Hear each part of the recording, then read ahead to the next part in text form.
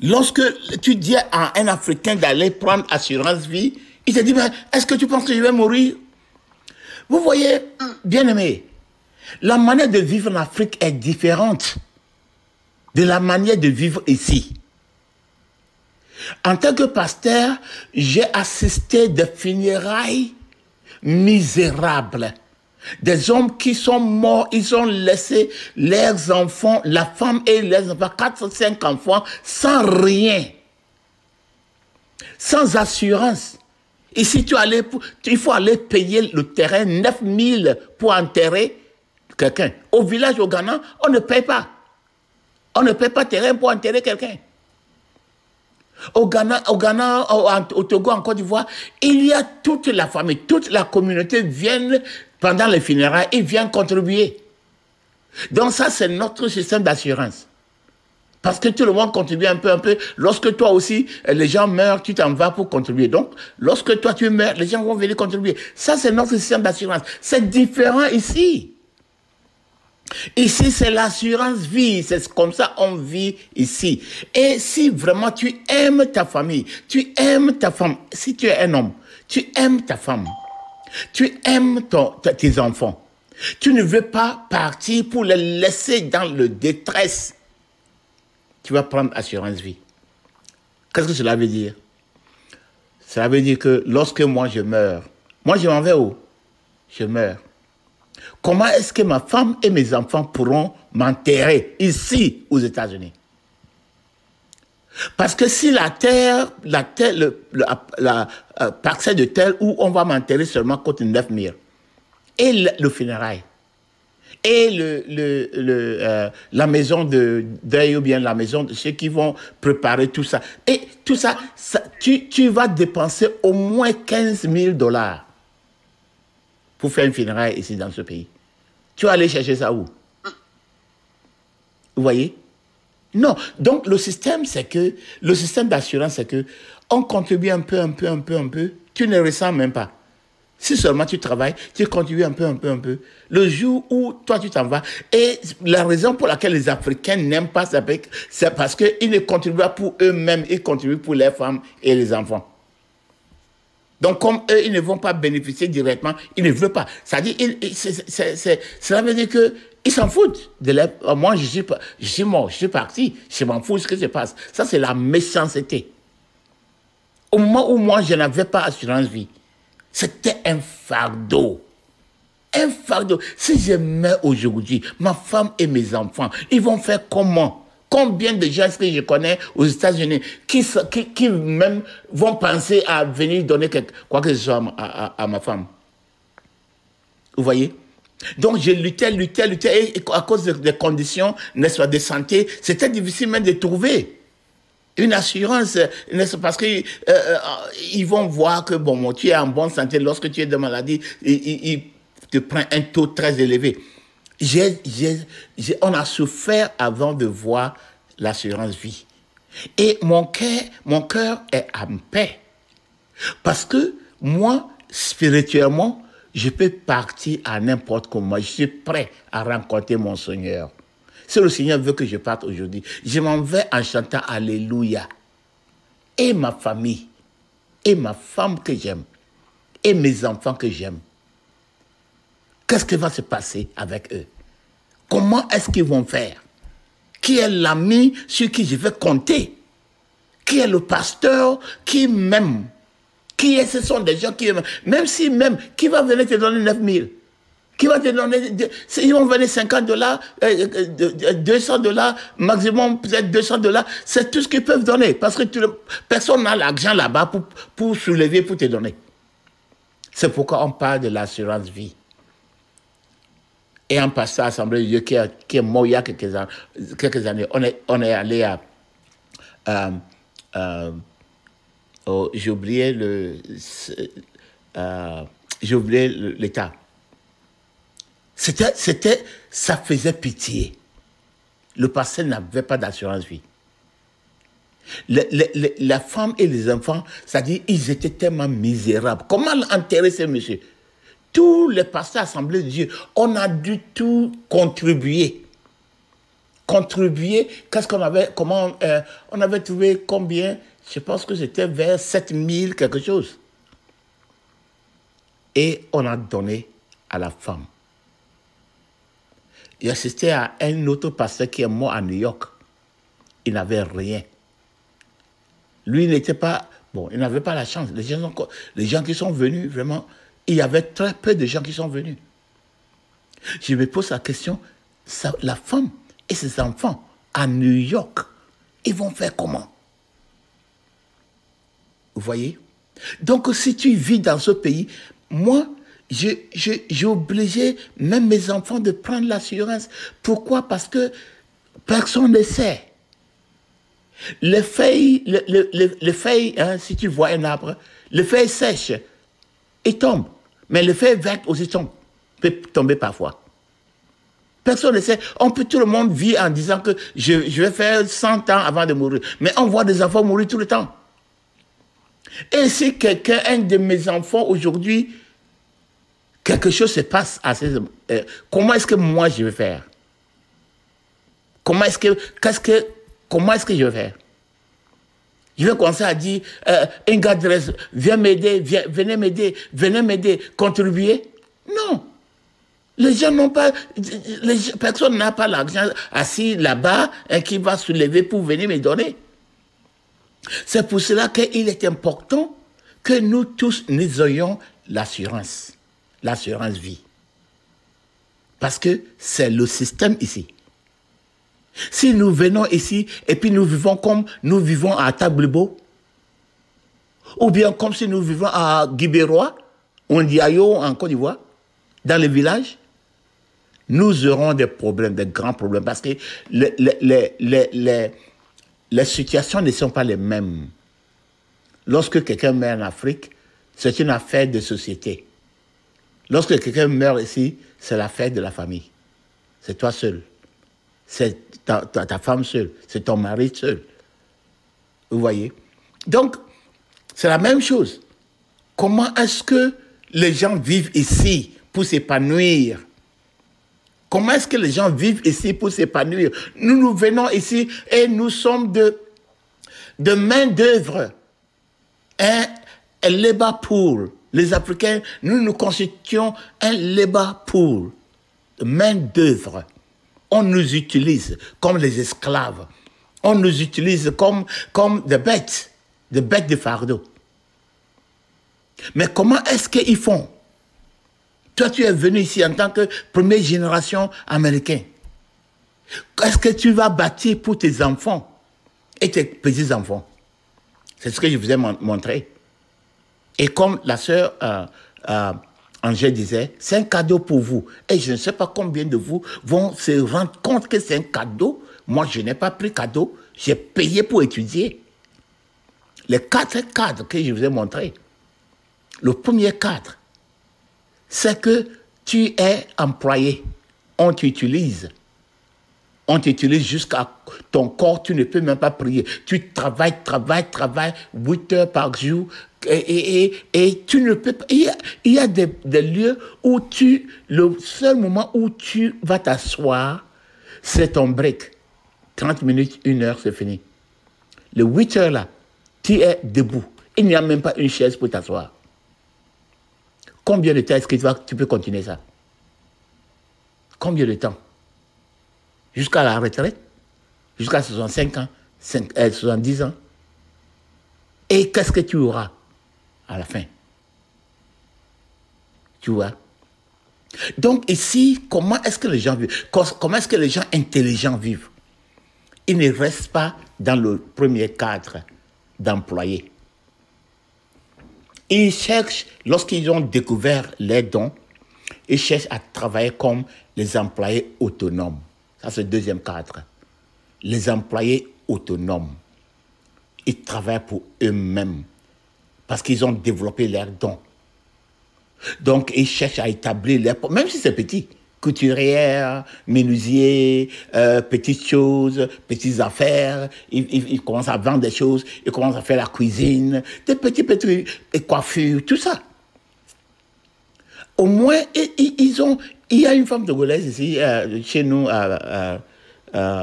Diamantan. Elle prépare très bien. Elle fait la coiffure et elle prépare. C'est là-bas où tous mes enfants, ma femme et les enfants, ils font les coiffures. Et c'est là-bas aussi qu'on paye la nourriture togolaise. Lorsqu'on a quelque chose, on fait... Et elle fait un petit bol comme ça de gourmand, à démé, $100. $100. Mais quelquefois, on a envie de manger ça. Donc, on doit lui envoyer l'argent par Cash App. Elle fait, et puis les enfants vont chercher. She's making it. Et ma femme et mes enfants disent ça toujours. Tu vas dans sa maison, elle ne sort pas. Elle est là, elle fait la cuisine, elle fait la coiffure, les tresses, et puis en même temps, elle fait la cuisine. Elle est en train de développer, et elle développe. Et je ne serais pas surpris si ça va devenir un restaurant demain. Vous voyez? Donc, il faut chercher lorsque tu es employé aujourd'hui, oui. Souvent, on commence comme employé. Tu as développé ton talent. Peut-être, tu fais la coiffure. Tu fais les tresses. Et puis, il y a quelqu'un qui a réussi à établir un magasin ou bien un truc où on fait les tresses. On t'a employé là-bas. Et je te dis que il ne faut pas penser à l'argent. Peut-être l'argent est petit, mais il faut te prendre comme étant dans l'école. Tu es en train d'étudier, tu vois les styles, tu augmentes tes skills, tu es en train d'apprendre. Tu es là avec un but. Le but, ce n'est pas de faire l'argent. Là-bas, tu ne peux pas faire l'argent. Là-bas, c'est pour t'entraîner, pour te former, pour voir le savoir-faire. Après quelque temps, tu verras que tu vas quitter de cadre d'employé à employé autonome. Peut-être tu restes dans ta maison, tu commences à faire les tresses, comme la dame dont je parle là. Tu fais les tresses. Et petit à petit, tu peux louer quelque part, commencer à faire des tresses. Et tu peux avoir 2 employés, 1 personne, 2 personnes, petit à petit. Petit à petit. Et puis, mais attaché à ça, la vente de toutes les choses de cheveux, toutes les choses de beauté, tu ajoutes. Avant de te rendre compte, tu as un grand magasin, tu as une grande boutique. Vous voyez? Donc, tu ne restes pas seulement dans le cadre d'employé, il faut aller plus haut dans le cadre d'employé autonome. Mais il ne faut pas aussi arrêter là-bas. Lorsque tu es employé autonome, tout dépend de ta santé. Parce que c'est toi-même qui travailles. Tu fais ça avec ton corps. Donc, si tu fais les tresses, et c'est toi seul qui le fais, tu le fais, il va arriver un moment où, la semaine où que tu es malade, ou bien tu es malade pour 2 semaines, 3 semaines, tu ne gagnes rien. Parce que c'est ton corps qui travaille. Donc, il faut chercher à aller plus haut, où tu vas employer d'autres personnes, élargir les tresses, élargir, il faut embaucher. Il y a des gens qui viennent chaque jour, qui cherchent quelque chose. Ils viennent d'arriver dans le pays, ils cherchent seulement quelque chose à faire pour gagner un peu. Tu vas trouver des gens comme ça, tu vas les embaucher, et puis tu grandis, tu grandis. Lorsque toi tu es malade, il y a des gens qui travaillent pour toi. Vous voyez? Donc maintenant tu as devenu un employeur. Tu as employé d'autres personnes. Tu es en train d'aider d'autres personnes qui sont misérables, qui ne cherchent pas de travail. Il y en a même qui n'ont pas de papiers. Mais tu arrives à leur donner quand même quelque chose à manger. C'est une bénédiction. Mais le cadre dans lequel tu peux t'épanouir est que lorsque tu as gagné $500, il ne faut pas aller déposer ça dans un compte épargne. Il faut investir. Hier, la classe anglophone était tellement intéressante. Et on a discuté ça un peu et je parlais comme je suis en train de parler actuellement. Et le frère Kwasi a donné un témoignage de son fils. Son fils était encore très jeune à l'université. Et un ami lui a parlé de ça. Donc il dit, c'était combien? Il a pris $500, il a investi. C'est depuis 5 ans maintenant. Il dit son fils maintenant, l'argent, dans 5 ans, l'argent que l'enfant a, lui le père, il ne peut même pas s'approcher de là. Donc l'enfant est maintenant habilité. Lorsque lui, le père, il veut investir, c'est l'enfant qui lui montre. Non, non, non, il faut investir en Zoom. Parce que à cause de trucs, le Covid-19, tout le monde fait le Zoom. Les églises, les établissements, il faut investir en Zoom, mettre l'argent en Zoom. C'est lui qui est en train de... Parce qu'il maîtrise un jeune homme. Est-ce qu'un jeune homme de 20, il a quoi, 23 ans ou quelque chose? Lorsqu'il sera 50 ans, 60 ans, est-ce que vous pouvez imaginer le $500 seulement qu'il a investi? Alors qu'il est en train d'ajouter. Aujourd'hui, il travaille. Il trouve 500, il ajoute. Mais tout ce que nous faisons, c'est payer des habits, des chaussures, des coiffures. C'est tout ce qu'on fait. On n'investit pas. Même pour donner, pour soutenir l'œuvre de Dieu, on ne fait pas. C'est payer. Non, non, c'est pas comme ça on vit. Donc tu as trouvé un peu, tu ajoutes. Tu commences, et je vous ai dit, moi c'est quelque chose que j'ai pris. J'ai une licence pour faire ça. Je suis là comme ça. J'ai la licence, un certificat pour pratiquer ça. Seulement, je ne peux pas me diviser en deux. Je concentre sur le travail de Dieu. Le Seigneur ne me permet pas de faire certaines choses. Sinon, j'ai fait l'assurance vie, j'ai fait assurance voiture, j'ai fait assurance maison, j'ai fait investissement, tout j'ai fait. Mais je me limite à la parole parce que je ne peux pas me mêler, je ne peux pas travailler, je peux vous enseigner la manière dont j'enseigne si je me mêle dans toutes choses. Et ça demande de temps. Mais moi, je prends tout mon temps pour concentrer sur l'œuvre de Dieu, concentrer sur la prière, la méditation, la recherche. Je ne peux pas diviser mon temps en deux, surtout à mon âge. Je ne peux pas perdre le temps.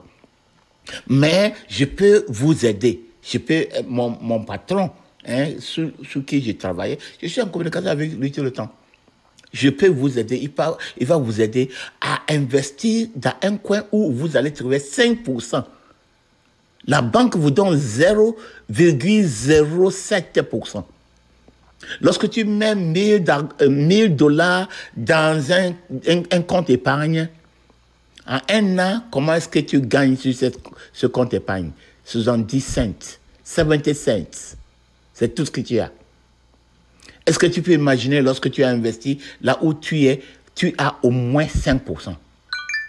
5% de 7000. De $1000 en un an. Est-ce que tu peux imaginer? Si tu laisses cet argent là-bas pour 10 ans, tu peux imaginer? Donc, ce sont nos jeunes et les gens ne sont pas en train d'écouter. Ils ne sont pas en train d'écouter. Vous voyez? Ce sont nos jeunes même qui doivent... Ok, je sais que beaucoup d'entre vous, vous êtes encore jeunes, de 40, 50. Si tu as 50, tu es encore jeune. Donc, commence. Tu as $500, il faut investir les $500. Tu prends ça comme, oh, l'argent est perdu. Il faut oublier. Donne-toi, n'est-ce pas, 20 ans. 20 ans. Et si tu trouves un peu, tu ajoutes. C'est comme ça on vit ici. C'est comme ça on s'épargne ici. Bien-aimés, si nous voulons sortir du cadre de la pauvreté et devenir de vrais partenaires avec Jésus-Christ pour fournir les besoins des gens qui sont autour de nous, nous devons vraiment apprendre comment on doit travailler de manière sincère. C'est de manière sincère. Je prends $1000, $2000, le Seigneur m'a donné 2000. J'ai investi. C'est pas moi qui est en train de tourner l'argent comme on me dit que je suis en train de vendre rien. Moi, je peux, même mon argent là-bas, je suis là. Et on dit là, tu fais que l'argent travaille pour toi. C'est l'argent qui travaille maintenant pour toi. Tu dors, l'argent travaille. Tu es, n'est-ce pas, tu es éveillé, l'argent travaille. Tu ne sais pas, l'argent travaille. Tu es malade, l'argent travaille. C'est comme ça que les gens s'épanouissent. Et ça commence par la première génération. Nous, les premières générations, même si on n'a pas pu le faire, on doit le faire pour nos enfants. Il faut mettre quelques $500 000 là-bas, investir pour ton enfant. Ton enfant qui est petit aujourd'hui, mets ton nom. mets son nom et tu vas mettre, lorsqu'il aura 18 ans, tu lui montres comment le faire. Lui-même, il prend en charge et tu lui dis, ne touche jamais cet argent. Même si il faut laisser cet argent. Il ne faut même pas penser à l'argent. Il faut prendre l'argent comme si c'est perdu. Laisse ça pour 10 ans, 20 ans.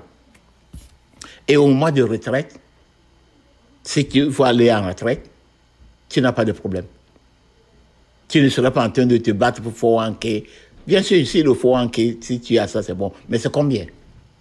Combien? Est-ce que ça peut te soutenir pour tout? Si tu vas vivre longtemps, est-ce que le 401k va te soutenir? Est-ce que ça va suffire? Non. Et comment est-ce que tu pourras aider quelqu'un?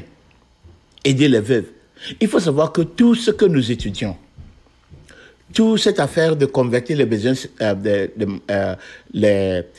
les bénédictions matérielles en ressources, les bénédictions spirituelles en ressources matérielles, quel est le but? Le but, c'est d'être des partenaires avec Dieu pour fournir aux besoins des gens qui sont autour de nous.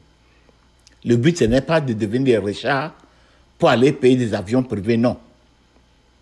Parce que nous savons que le fardeau des veuves, le fardeau, n'est-ce pas, des orphelins, le fardeau des étrangers, le fardeau des pauvres, il faut regarder, il faut écouter Jésus-Christ.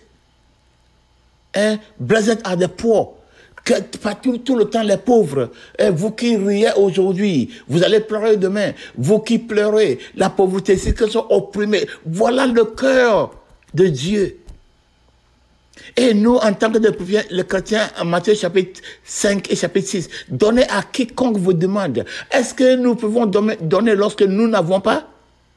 Le Seigneur dit à ses disciples, donnez à quiconque vous demande. Si quelqu'un prend ta chemise, il faut lui laisser prendre ton manteau. Si tu n'as que ça, tu n'as que ça.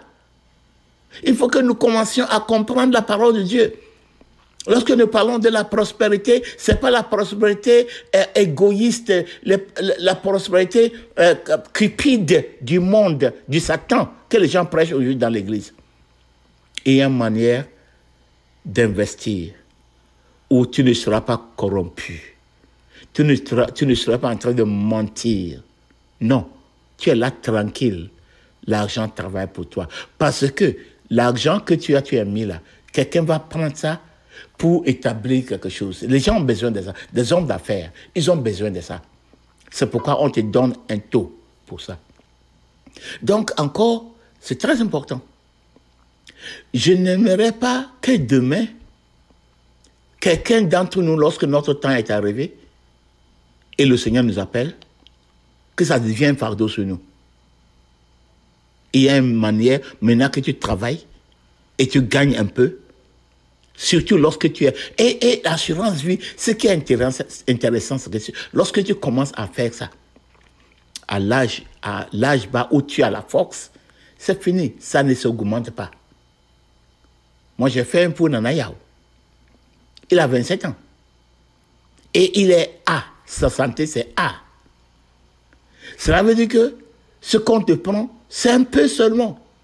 C'est 50 quelque chose de dollars par mois. OK. Donc, je veux qu'il le fasse, parce qu'il ne comprend pas. Hein, lui pense que je suis fort, gaillard, n'est-ce pas? Pourquoi tu parles de la mort? Je suis obligé de prendre ça pour lui.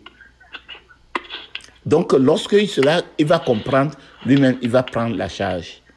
Mais tu vois, lorsque tu vas tomber malade, ce sera difficile d'avoir assurance. Tu prends l'assurance lorsque tu as la force, lorsque tu es jeune. Tu vas payer peut-être 30 000 dollars par mois. Et lorsque tu ne seras pas là, ta famille va recevoir 250, 300, 500 000 dollars. Fais ça pour ta famille, pas pour toi-même. OK. Mais nous, à cause de l'égoïsme, parce que nous ne comprenons pas et nous ne voulons rien comprendre, on est dans l'église, on est en train de nous donner du sel, de l'eau bénie, de l'huile bénie, tout ça. Nous sommes là en train de marcher encore dans les ténèbres comme si nous étions en Afrique. Ce n'est pas l'huile bénie.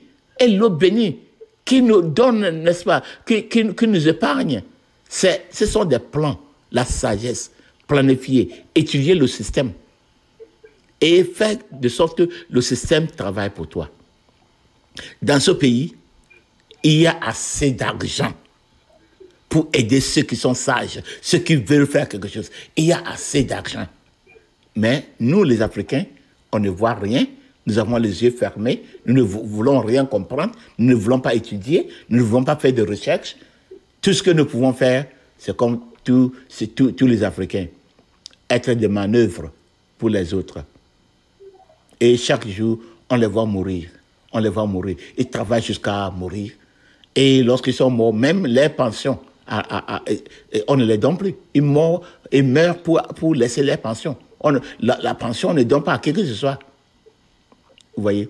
Donc, c'est pour que nous puissions être des gens capables. Je sais pas ça. Je sais que ce n'est pas tout le monde. Il y aura toujours les ouvriers. Il y aura toujours les manœuvres. Oui. Mais au moins, vous qui êtes dans ce ministère, laissons les autres dans les autres églises être les manœuvres. Mais vous êtes en train d'apprendre la vérité. Ce n'est pas seulement la vérité spirituelle, la vérité sociale, la vérité financière qui peut vous aider à s'épanouir, à vous épanouir. Donc, je vais m'arrêter ici. Si quelqu'un a une question, mais je vous encourage, si tu as 500, ne cherche pas quoi payer. Ne va pas la déposer à la banque. Il faut chercher à investir. Si tu veux investir, je peux te montrer quelqu'un qui va t'aider. Et la personne va t'aider. Sûrement, quelqu'un en qui je crois, un système très sûr, il va te montrer où t'investir. Il va te donner le conseil où mettre ton argent. Ton argent va te donner au moins 5%. Il faut mettre l'argent là-bas et laisse l'argent là-bas pour 10 ans, pour 20 ans.